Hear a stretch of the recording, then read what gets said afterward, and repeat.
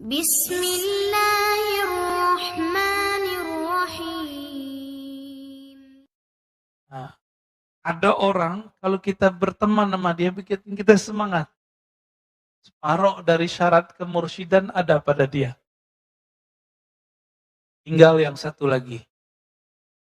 Apakah kalamnya berisi ma'rifatullah? Maka kesempurnaan seorang mursyid, seorang murabbi itu buah bibir di sini. Buah bibir di sini, Pak. Jadi setinggi-tinggi makom seseorang, katanya nembus langit, katanya nyantri di langit, terserah dia. Nanti ketika dia berkalam, apa kalamnya?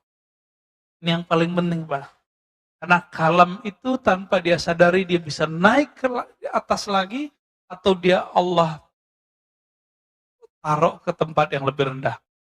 Begitu dikatakan dalam riwayat Imam Al-Bukhari. Jadi banyak orang berbicara, dia tidak sadar kalamnya ini membuat makamnya naik. Tapi juga banyak orang tidak sadar ketika dia berbicara, kalamnya membuat Rasulullah tidak mau lagi memandangnya. Termasuk orang berbohong atas nama Nabi Shallallahu Alaihi Wasallam itu haram hukumnya. Secara rohani dia sudah di blacklist, nggak masuk ke dalam daftar aulia. Oleh kalau tidak tobat kepada Allah Subhanahu Wa Taala. Ini lagi banyak ini ya. Mohon maaf Pak. Dulu di masa tabi'in, ada seorang tabi'in ingin menjilat, menghibur seorang raja. Khalifah dari Bani Umayyah. Si khalifah ini suka main burung.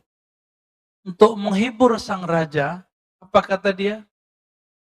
Rasulullah SAW mengatakan bla bla bla bla, terakhir main burung.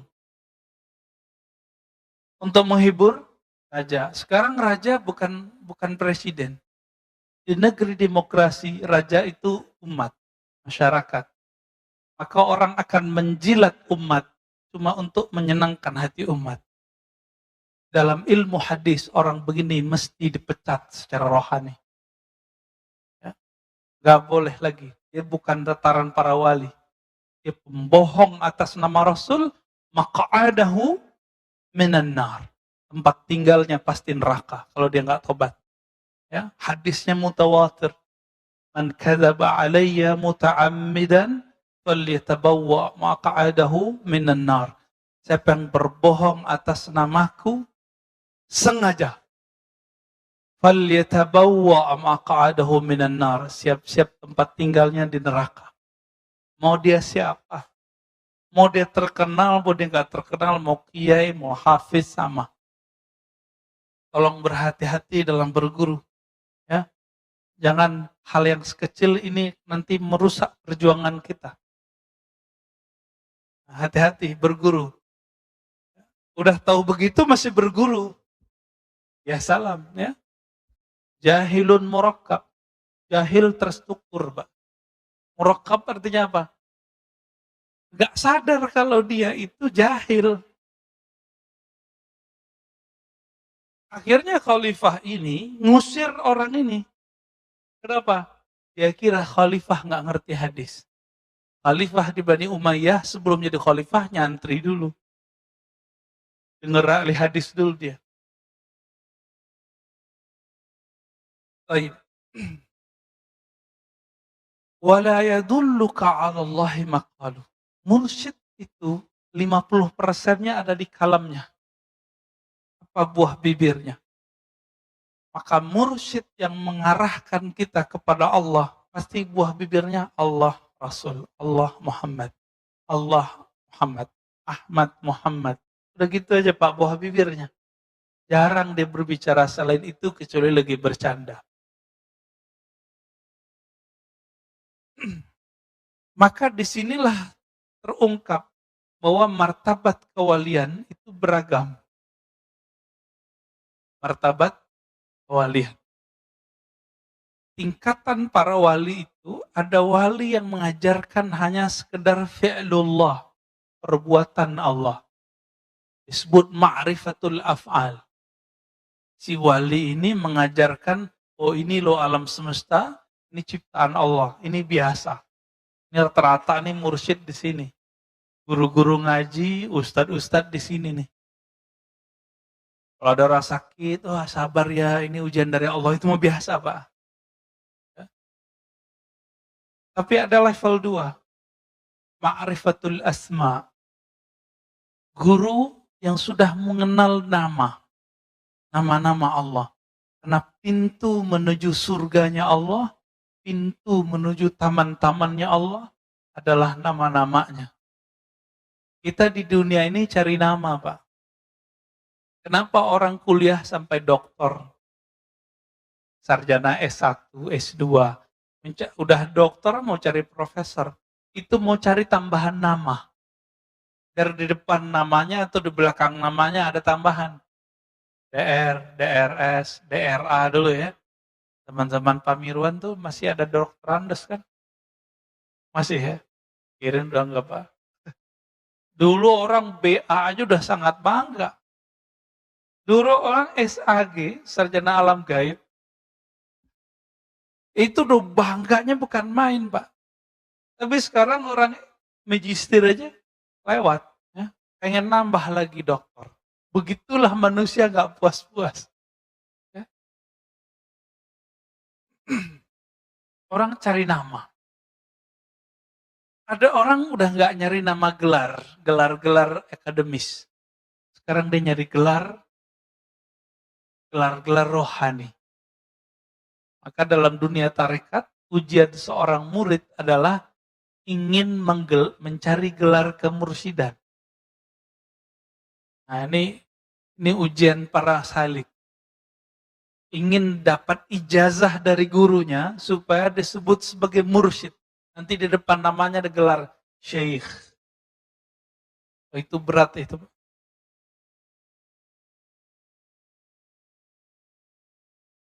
Jadi mencari nama itu betul-betul hobi kita. Kita cari nama. Mulai dari gelar. Nggak cukup di situ, di masyarakat orang mau cari gelar. Pak RT, Pak RW, itu gelar juga. Kiai. Nah, kiai ini kan terbagi dua. Ada kiai yang diberikan oleh guru, ada kiai yang diberikan oleh jamaah. Mana yang lebih tinggi, Pak? Jamaah apa guru? Yang ngerti ilmu itu jamaah apa guru? Jadi, kalau antum ini jadi ustadz, ditinggalin jamaah gak usah sedih. Tapi kalau ditinggalin sama guru, kita bisa sedih, Pak. Paham di situ? Kita ini beda sama jamaah nggak apa-apa, tapi jangan beda sama guru kita. Inilah perbedaan orang bersanad dengan tidak bersanad. Dia tidak takut dengan jamaahnya. Dia takut kalau ketemu gurunya, dia salah fatwa. Hari ini kita saksikan orang takut sama jamaahnya. Orang takut sama umatnya. Akhirnya ngibulin umat. Berfatwa yang menyenangkan umat. Bukan berfatwa yang kemudian membuat guru-gurunya ridho. Kalau guru kita ridho, Rasulullah pun ridho. Kalau Rasulullah ridho, pasti Allah pun ridho. Ini yang saya sebut tadi. Jika dulu orang menjilat kepada raja-raja, karena dulu monarki di zaman Bani Umayyah. Sekarang raja itu rakyat, umat.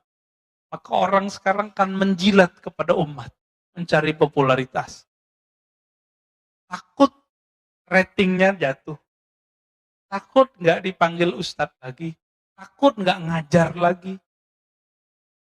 Maka dia berbohong atas nama Rasul, berbohong atas nama Allah Subhanahu wa taala. Na'udzubillah min dzalik. Jadi hati-hati cari guru, jangan merusak rohani kita cuma karena kita berguru kepada orang seperti ini. Bapak Ibu makan Allah. Satu kali Nabi SAW ditanya mengenai man khairun nas. Di riwayat lain, man auliaullah. Siapakah manusia terbaik? Siapakah wali-wali Allah? Apa kata Nabi? yang orang-orang yang jika engkau pandang mereka, memandangnya, membuat kita teringat Allah Subhanahu wa taala. Berkumpul dengan mereka, berkalam-kalam dengan mereka, membuat hati kita terarah menuju Allah Subhanahu wa taala.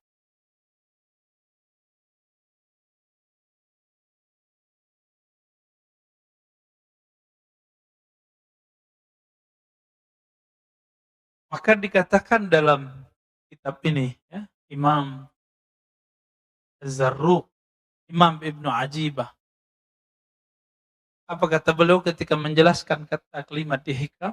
Was-suhbah fit tariq amrun kabir. Berguru itu dalam menjalani atau menempuh jalan kepada Allah itu amrun kabir. Ada perkara yang sangat penting. Kita kenapa milih anak untuk masuk sekolah A, sekolah B, padahal kurikulumnya sama? Karena kiainya, karena gurunya, karena ustadznya. Benar nggak? Kita mau bayar mahal cuma karena di sini ada sistem yang bagus, gurunya disiplin. Untuk anak, untuk kesuksesan dunia, kita begitu Pak. Untuk akhirat begitu enggak? Ya, ketat nggak berguru? Inilah makna dari kalam beliau. Oleh karena itu muncullah suatu kalimat dari Abu Yazid Al-Bustami. Ini bukan hadis ya.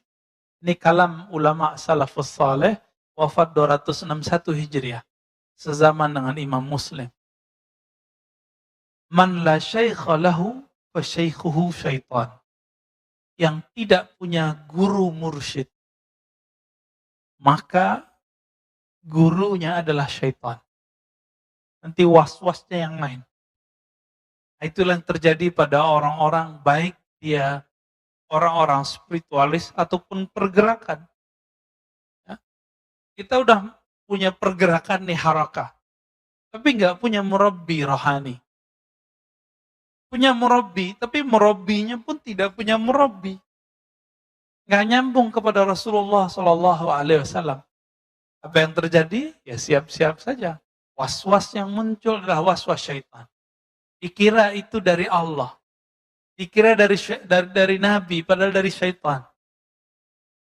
Kita sudah membahas di kitab Ar-Risalah Al-Qushairiyah.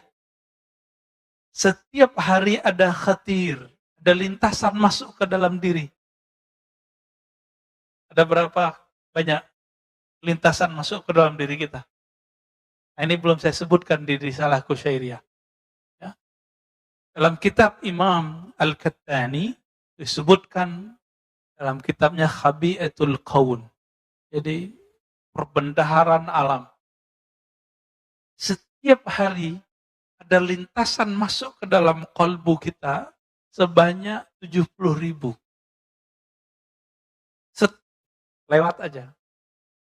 Kadang masuk dengan sebab nonton TV, dengerin pengajian, melihat tetangga, melihat ada orang tengkar, melihat ada orang yang mesra, melihat ada orang maksiat, melihat ada orang taat, itu muncul 70.000. Sedangkan jam kita cuma 24 jam. Ya, tinggal dihitung Pak, berapa detiknya itu. 70.000 masuk setiap hari. Kalau itu tidak dibarengi dengan cahaya kolbu, maka lintasan ini belum tentu dari Allah. Jika lintasan itu dari Allah, ciri-cirinya bertambah ma'rifatnya kepada Allah. Dia mengenal Allah lebih banyak. Nomor 2, jika itu berisi perintah kebaikan, maka dia dari malaikat. Jika itu bersumber dari diri kita, biasanya tumbuh syahwat. Jika bersumber dari syaitan, dari iblis, maka yang terjadi apa? Bertambah syak dan was-was. Bertambah sombong. Nah, ini tadi saya cerita tentang Nabi Adam. Nabi Adam yang goda siapa? Bukan setan, Pak, langsung engkongnya. Siapa? Iblis. Namanya siapa tadi? Azazil. Bahasa Arabnya Harith. Tolong diingat. Setan ini setiap hari ngirim tentaranya sekitar 70.000 kepada orang-orang. Ini disebut bayangan-bayangannya atau tentara-tentaranya. Di Quran disebut junud. Tentara Allah, tentara setan. Ada dua. Jadi si Azazil ini, Bapak harus tahu, Azazil ini dulu bertirakat di surga. Sampai dia dekat kepada Allah dan memandang Allah berkalam-kalam dengan Allah. Maka si iblis punya ma'rifatullah. Hati-hati. Si iblis punya ilmu ma'rifat, Pak. Iblis ini punya ilmu bagaimana cara menceritakan tentang Allah. Si iblis ini kemudian mempunyai 70.000 prajurit ring 1. Ini ring 1 kita sebut nih. 70.000. Ini ring 1 ini Bapak Ibu yang melakukan Allah. Jika Azazil tugasnya menggoda para nabi. Maka ring 1 ini tugasnya ngapain? Menggoda para wali. Jadi wali-wali Allah itu dikirimin kepada mereka kalam-kalam yang dulu didapat oleh Azazil waktu dia bertirakat di surga. Hati-hati Pak. Ya. Jadi tidak semua kalam-kalam rohani yang didapat oleh seseorang, meskipun itu tentang Allah, itu semuanya dari Allah. Siapa tahu dari iblis. Tapi yang dikatakan iblis benar nggak? Jika itu tentang bab hakikat, dia benar. Nih, coba kita bilangin, kita kasih tahu. Iblis pun nggak berani berbohong tentang hakikat, Pak. Nggak berani bohong. Jadi kalau dia cerita tentang keesaan Allah, keindahan Allah, itu dia nggak berani bohong. Maka ketika si tentara-tentara iblis ini, ring 1 ini turun kepada para wali, kalam yang didapat wali jika dia dapat ilham, itu persis sama seperti yang didapat dengan iblis. Persis sama. Kalau enggak, mana mungkin Nabi Adam bisa terpedaya? Mana mungkin seorang Barsisa itu bisa tergelincir? Enggak mungkin. Terus bagaimana caranya? Makanya kalimat belakang dari teks ini, wala yadulluka 'alallahi maqaluh. Tidak mengajarkan kepada Allah tentang Allah kalamnya. Tentang Allah itu dibagi 4. Untuk fisik namanya hukum syariat. Untuk nafsiyah kita, jiwa kita namanya thariqah. Untuk pemahaman kita namanya haqiqah. Untuk keilmuan kita disebut dengan ma'rifah. Ini pembagian begini ulama kita yang bagi, Pak. Ya. Sebagaimana ahli fikih boleh membagi hukum, ahli hadis boleh membagi jenis-jenis hadis, maka ahli qalbu pun membagi supaya muridnya gampang memahami. Bagaimana? Kenapa saya sebut 4 tadi? Syariah, thariqah, apa tadi? Haqiqah, hakikat, ma'rifat. Si iblis bawa ma'rifat, Pak, paling ujung. Jadi semua orang beramal supaya dapat paling ujung ini. Iblis kan dulu sudah dapat ini. Dan dia simpan dalam memorinya. Dia kirimlah memori itu kepada tentaranya ring 1 tadi. Tentaranya ini datang kepada wali-wali. Membisikkan hal yang sama. Cuma ingat, nomor 2, 3, dan 4, iblis bisa menyamar. Tapi nomor 1, yang paling bawah tadi apa? Syariat Iblis nggak bisa nyamar, Pak. Iblis nggak bisa nyamar. Jadi setinggi-tinggi makom seorang wali kiai, itu tetap testing awal dan akhirnya itu di syariat. Dan itu terlihat dari kalamnya. Maka gampang ngecek ini wali Allah atau wali setan. Ini mohon maaf nih, di antara wali-wali itu, ada wali namanya wali sufi. Karena dia soleh. Ada wali namanya malamatiyah. Malamatiyah ini wali, tapi tidak mau menunjukkan kesolehannya. Jika mereka ada di sisi kita, mereka itu ujian bagi kita, Pak. Mereka itu nguji Pak Mirwan. Sholatnya nanti khusyuk atau ingat orang itu. Nanti kalau Pak Mirwan ketemu, Pak, kita lagi sholat nih, depan masjid dia berisik. Dia nggak ikut sholat sama kita, padahal dia nanti sholat juga. Berisiknya bukan main. Dalam sholat Pak Mirwan bilang, ini iblis ini. Terlaknat ente. Ada kalimat begitu, udah kemasukan iblis. Jadi orang-orang ini namanya wali malamatiyah. Apa arti malamatiyah? Adanya dia, itu nguji kita, kita bakal menghujat dia atau tidak, disebut malamatiyah. Suatu kali dulu ada, saya sering cerita ini ya, Udaib Alban, murid dari Syekh Abdul Qadir Jailani.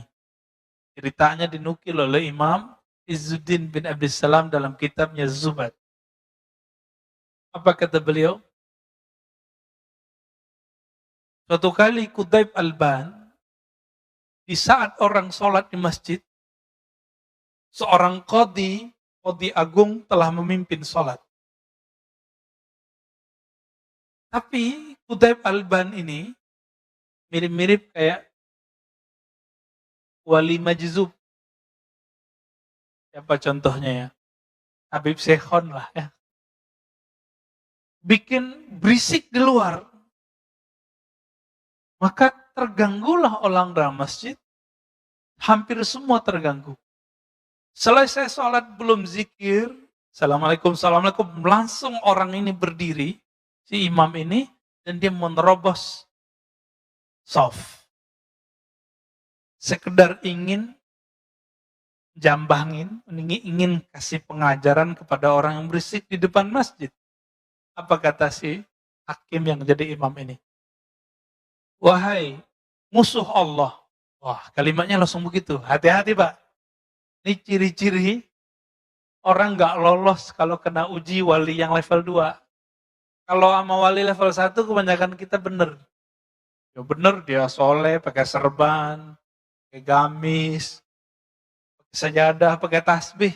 Kita gampang tahu. Tapi kalau wali level 2 ini, susah mengenalnya. Dikata-katailah ya oleh si imam ini. Jadi imam ini apa yang dia kata-katai dalam sholatnya itu keluar semua. Ya Qutaib Alban senyum aja.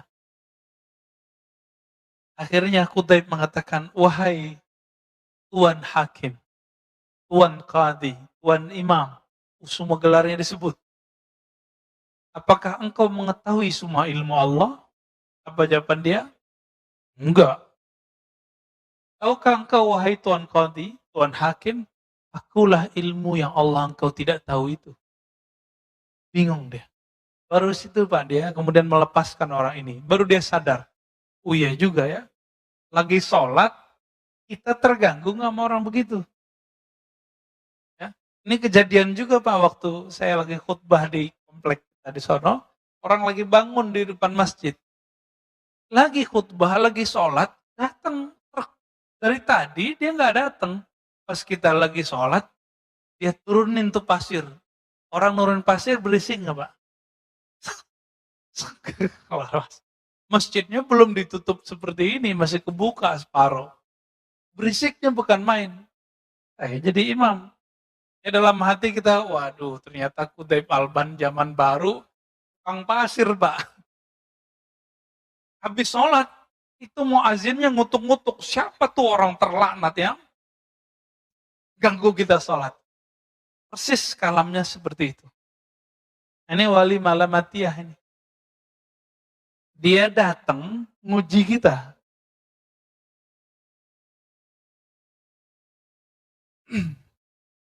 Tapi ada wali yang ketiga, wali setan. Ya, wali setan, hati-hati Pak. Alamnya ma'rifat, ma'rifat, ma'rifat, ma'rifat, ma'rifat. Diuji sedikit dengan syariat, dia mulai kemudian menghindari. Wali itu kalau seandainya, nih mohon maaf, seandainya Bapak Ibu ketemu dia tidak sholat, belum tentu dia nggak sholat. Kalau wali bener ya. Kita ketemu dia kelihatan nggak sholat sama kita. Itu belum tentu dia nggak sholat, Pak. Gimana maksudnya? Ini seperti Qutb Alban tadi.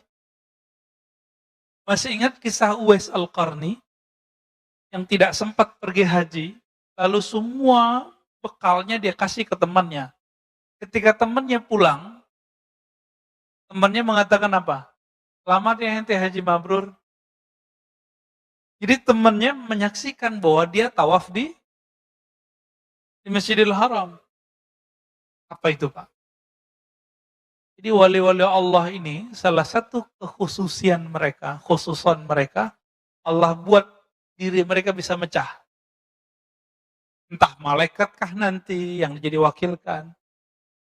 Ini bukan khurafat Pak, kita sudah banyak kitabnya. Dan zaman ini juga ada. Nggak usah jauh-jauh. Saya punya teman, baru belajar sholawat, kangen raudhah. Temennya lagi di raudhah, saudaranya. Apa kata dia? Loh, kok ada saudaraku di raudhah? Pulang-pulang, dia tanya, ente kemarin umroh ya? Enggak, saya di Jakarta. Gitu.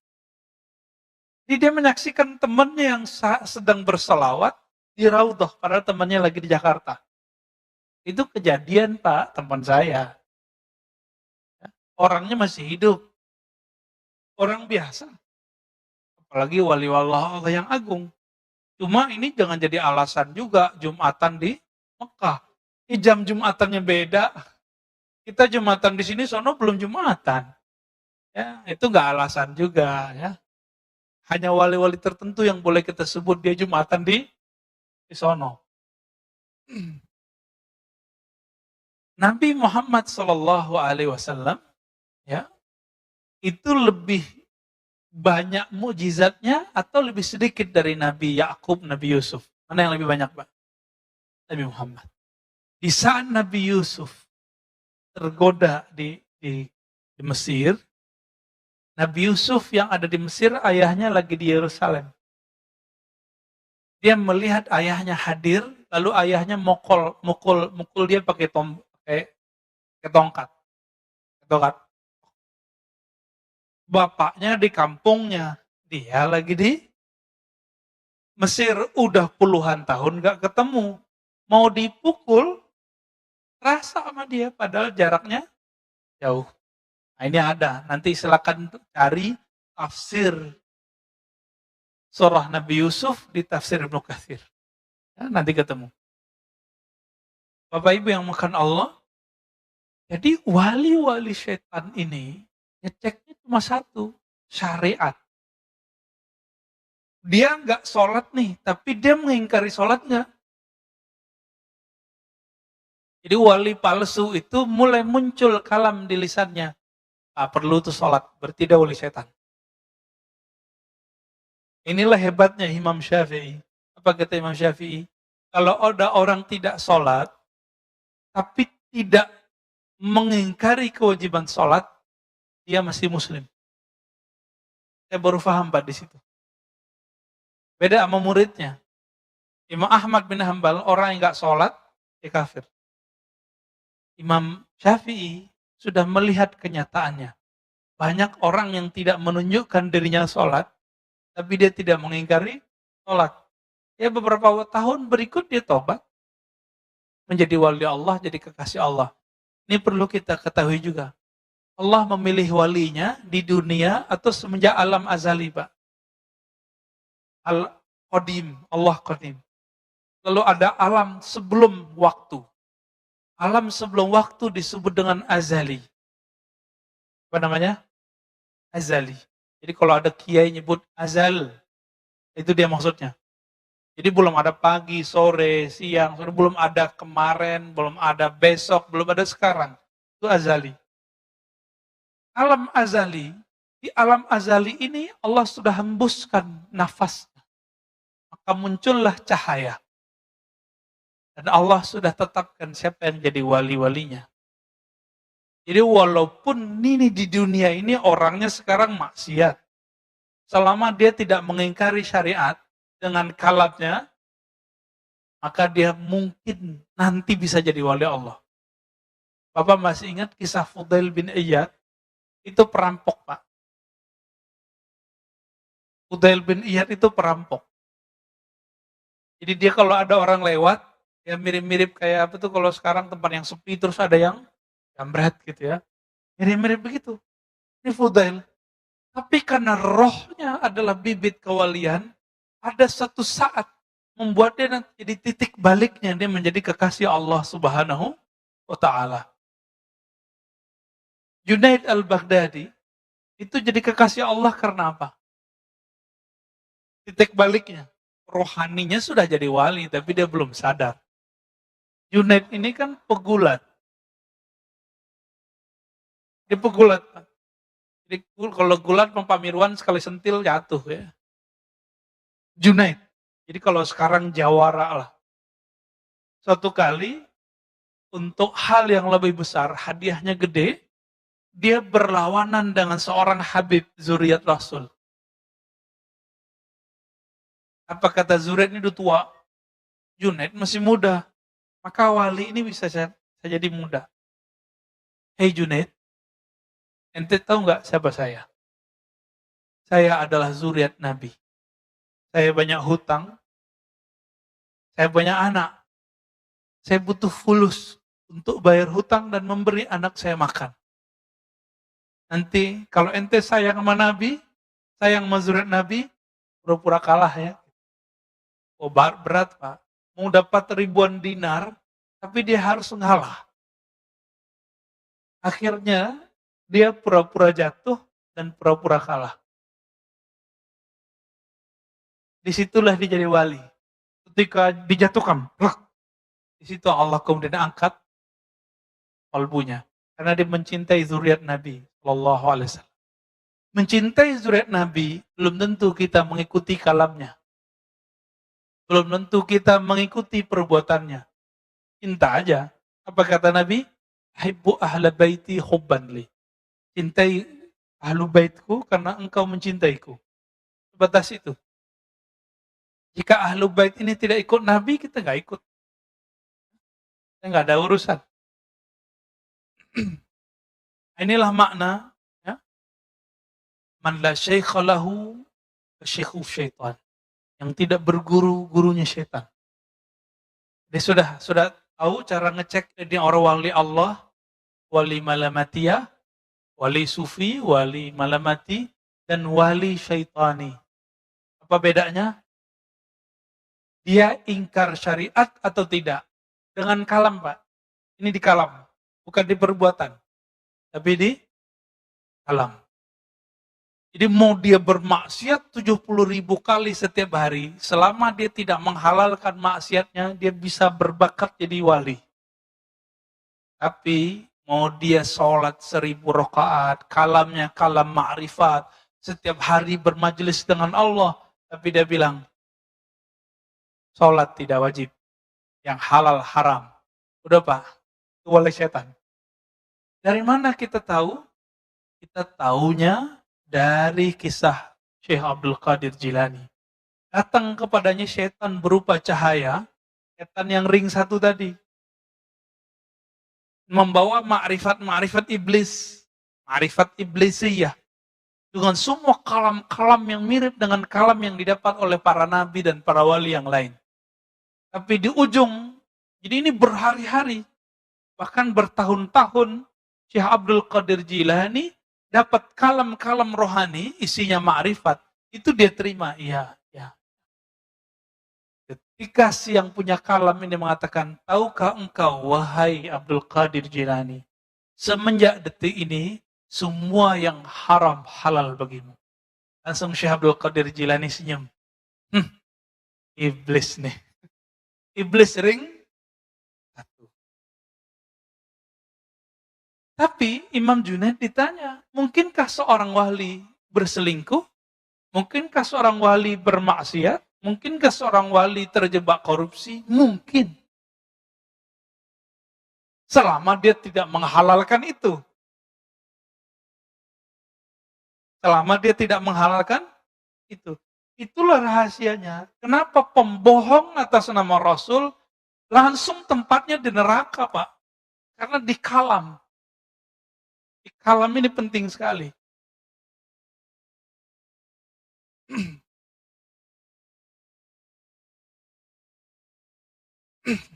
Apa kata beliau? Al-insan kasyajaratin nabita fil khala.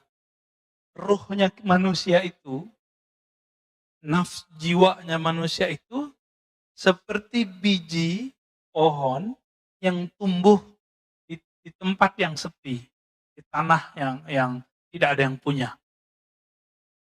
Kalau dia tidak punya guru, ibarat si biji itu kemudian tidak dipindahkan ke tempat yang bagus, lalu tidak dipupuk, tidak dirawat, tidak dipotong rumput-rumput yang ada di sekitarnya, tidak digemburin tanahnya. Kira-kira kalau itu padi, kalau itu jagung, jagungnya berbuah, ada isinya nggak? Kosong. Pernah ngelihat ada jagung tumbuh isinya kosong? Ya. Apa kata beliau? Seorang murid jika tidak berguru, seperti tadi jagung tadi, jika tidak dipindahkan sedari kecil ke tempat yang baik, lalu dikasih pupuk, ya, dijaga segala macam, dijaga airnya, dijaga panasnya, maka dia akan tumbuh seperti tumbuhnya jagung, buahnya tidak berisi. Dia berzikir tapi hampa.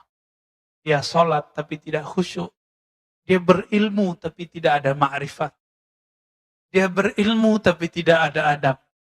Dia berilmu tapi tambah sombong. Ini dia ciri-ciri orang yang belajar sendiri. Sombong, ternyata buahnya kosong. Hati-hati, Pak. Ada juga orang yang dirawat, tapi dipetik sebelum matang. Nah, ini ada lagi nih kasusnya. Dia sudah dirawat, tapi nggak sabaran. Dia dipetik sebelum matang. Kalau pisang dipetik sebelum matang, gimana Pak? Kira-kira begitulah. Inilah yang terjadi. Cuma bisa disubstitusi. Dipotong-potong dan kasih garam lumayan enak juga. Ya, cuma segitu doang Pak. Nah inilah yang disebut talbisu iblis, garam-garam ini. Dia belum matang kok, dipaksain. Cuma kalau dia udah matang, ini tidak ada akhirnya. Nikmatnya bikin candu. Inilah orang yang berguru, kalau dapat zikir, zikirnya akan bikin lazah di sini. Ada kelazatan luar biasa dalam hati. Tapi lezat ini terserah Allah, kapan Allah mau kasih. Tapi sekali dikasih kelezatan, kita mau cari terus kelezatan itu. Itulah sebabnya kita mau antri di rumah makan yang enak. Kenapa? Kita nggak sabar. Ini lidah sejempol Pak lidah kita, itu bisa memperbudak orang mau antri. Benar nggak?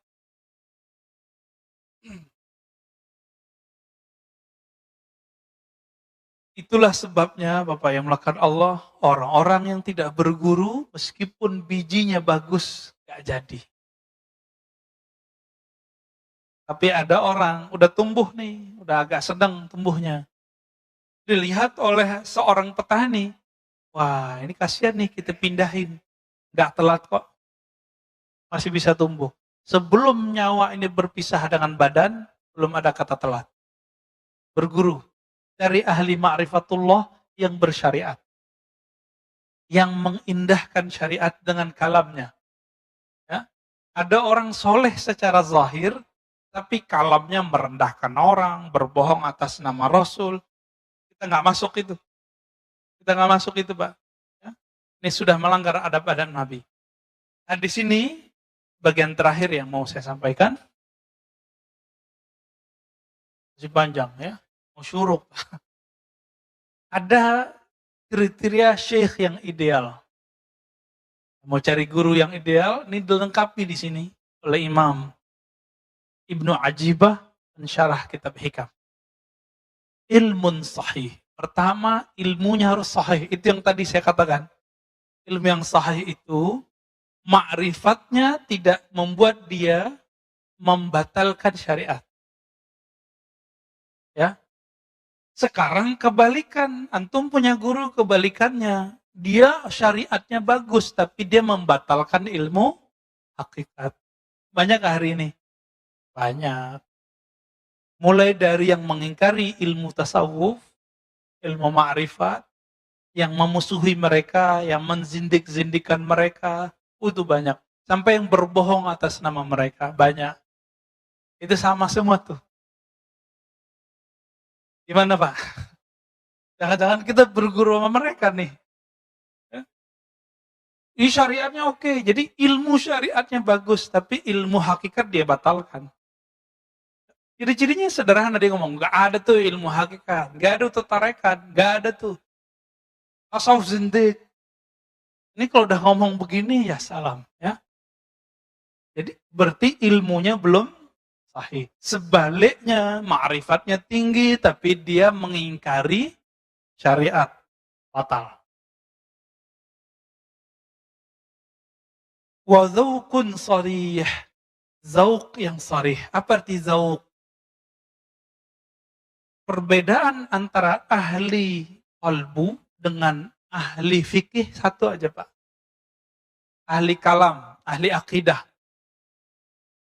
Ahli akidah, ahli tauhid, itu sering bercerita tentang Allah beristawanya gimana. Turunnya gimana, sifatnya berapa, sifatnya begini, sifatnya begitu, takwil boleh atau tidak, pembagian tauhid, namanya orang ahli tauhid, ahli di teori. Tapi orang ini kebanyakan tidak merasakan kehadiran zat yang dia ceritakan. Dicek aja sholatnya Pak, ini bisa ngomong Pak, sajadah ini bisa ngomong, tempat ini bisa ngomong. Apa kata Imam Yahya bin Mu'adz Ar-Razi, Imam Salafus Saleh? Ahli kolbu itu bisa mencium harum semerbaknya kolbu para wali. Jika dia setelah menciumnya, dia akan mengejarnya. Bekas-bekasnya terlihat. Sajadah ini bisa ngomong, siapa aja yang sholat di sini dia bisa ngomong. Kalau kolbu kita harum, kalau kolbu kita ada nur di situ. Dia bisa mengecek siapa aja yang sholat di situ. Kenapa? Tempat-tempat di bumi dia bermunajat kepada Allah. Ya Allah tolong, buatlah atau takdirkanlah orang yang menginjakku pagi ini, orang yang berzikir kepadamu. Jadi jangan sembarangan Pak.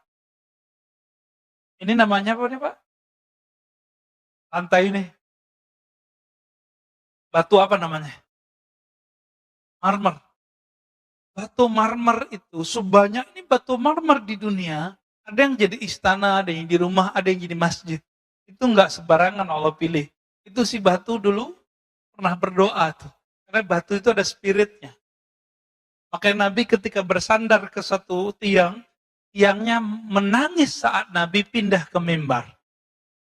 Kenapa?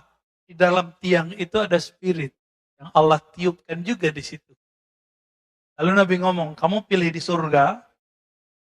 Kalau dia di surga, maka dia dikeluarkan spiritnya dari si kayu, dia dikembalikan ke spirit aslinya.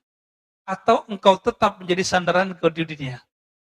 Baru diam Pak. Jadi Nabi itu berbicara ke tiang dan itu terdengar oleh sahabat-sahabat. Nangisnya tiang itu. Zaukun sarih, zauk yang sarih, zauk yang jelas. Perbedaannya cuma satu. Ahli qalbu merasakan Allah, sedangkan ahli akidah menteorikan Allah.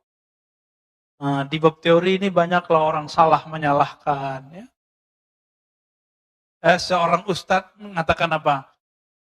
Akidah Asy'ariyah, orang belajar sifat 20 sesat. Banyak Pak. Alhamdulillah masjid ini beberapa tahun yang lalu sudah berhasil mengangkat orang ini tidak ngajar lagi di sini. Tempat berjibaku juga ya. Alhamdulillah. Ya. Itu guru-guru Bapak semua di kampung dulu. Kiai-kiai kita di kampung itu dianggap sesat sama dia.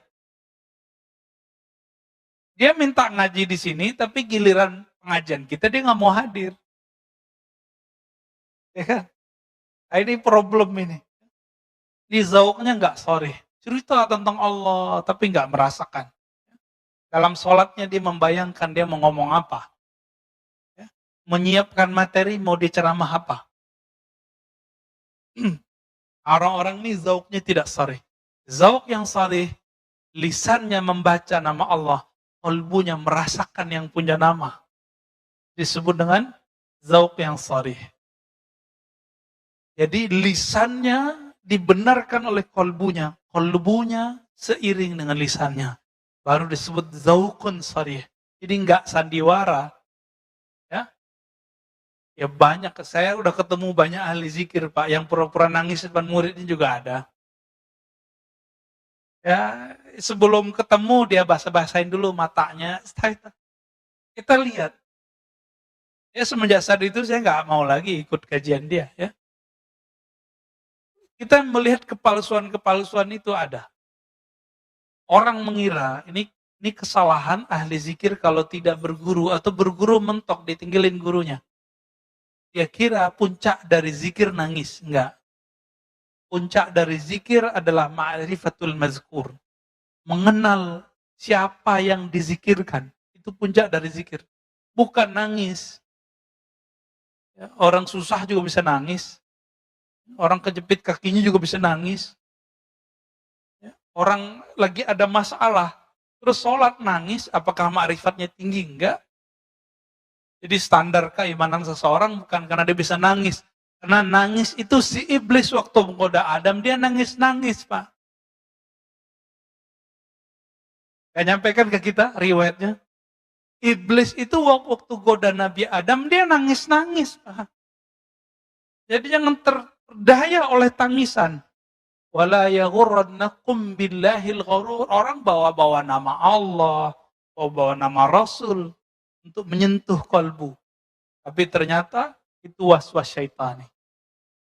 Ciri-cirinya itu dia berbohong atas nama Rasul sallallahu alaihi wasallam. Ya, aslinya gergetan, Pak. Ya, dengan orang yang berbohong nama Rasul itu. Cuma karena kita sudah dapat ilmu zikir, ilmu ma'rifat dari guru-guru kita, udah kita nanggepinnya santai aja. Gak tega sebenarnya. Ya. Kalau ahli hadis yang asli, kayak Ali Mustafa dulu, guru saya, itu ngisi di Selas TV nasional. Ada seorang ustadz membacakan hadis itu dhaif jiddan, sangat lemah. Tapi populer. Ramadan awalnya rahmat, pertengahannya maghfirah, akhirnya itqu minan nar. Dibacakan oleh si ustadz ini, dia nggak sowan dulu sama kiai. Udah jelas ada kiai minta izin kayak nanya dulu, Pak Kiai ini saya mau bacain hadis ini, Bu. Sahih apa enggak? Main baca-baca hadis aja. Inilah rahasianya. Kenapa ahli hadis mengatakan Allah yuhadditsa bihadrati man huwa aula. Jangan kamu menyampaikan satu hadis berceramah, memberikan motivasi di depan orang yang lebih utama darimu. Kita tambahkan illa biizni, kecuali dengan izinnya, ridhonya. Bapak kalau lihat 2010 itu orang dibantai oleh Kiai Ali Mustafa Yakub. Ya. Langsung diambil mic ditanya, kamu tahu nggak ini hadis dari siapa? Ini sahih apa enggak? Si ustaznya bilang sahih, saya nggak inget ya. Dia bilang sahih, saya ingat saya itu. Dibantai habis-habisan. Ini hadis dhaif jiddan. Riwayat Imam Ibnu Khuzaimah, Ibnu Khuzaimah meragukan kualitas hadisnya. Ente sampaikan ke manusia. Tapi manajernya nggak berani marah sama kiai hadis. Galak duluan soalnya. Baik. Kemudian ada himmah aliyah. Si guru ini nggak boleh dia orangnya mudi. Tahu mudi nggak Pak? Mutan. Si guru ini karakter ketiganya semangatnya tinggi. Langsung sampai kepada Allah. Ciri-ciri orang begini, dia ini hatinya sensitif. Tapi dia mengalah dengan hati yang sensitif itu untuk kepentingan jamaah muridnya. Jadi biarlah saya makan hati, yang penting jamaah saya nyampe kepada Allah. Bukan malah ngibulin jamaah. Ya. Dia mau berkorban untuk muridnya, berdoa untuk muridnya, siang malam dia mendoakan muridnya, melebihi dia mendoakan anaknya sendiri. Ini yang disebut himmah aliyah. Udah ketemu belum Pak guru begini? Mendoakan murid tiap hari. Orang tua aja cuma doain anaknya biar dapat rezeki yang banyak. Mana orang tua berdoa, ya Allah, kumpulkan kami bersama keluarga kami, anak-anak kami di surga.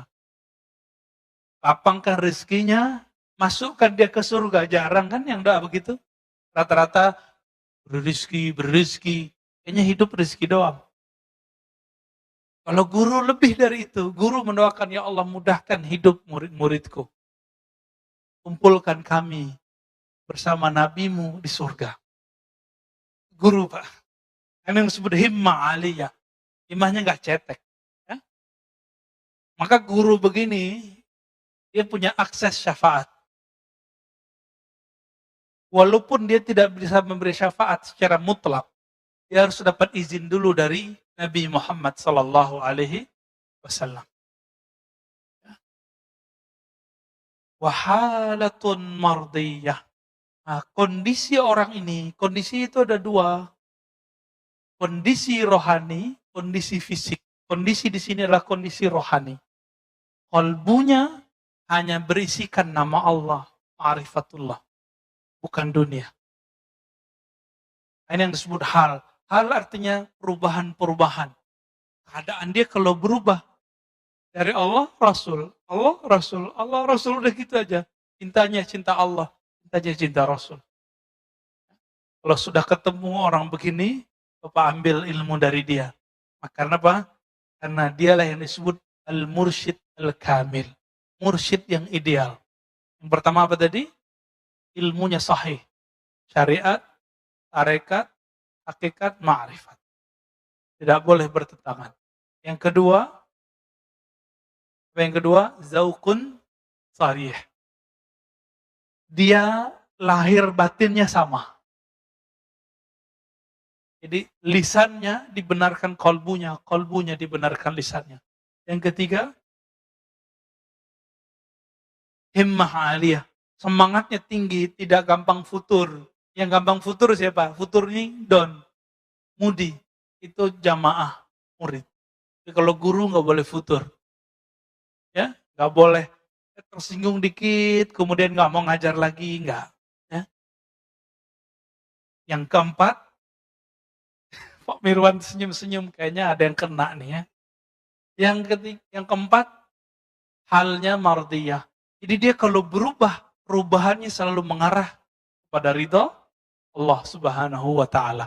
Semoga kita bertemu dengan mereka. Semoga kita menjadi murid-murid mereka.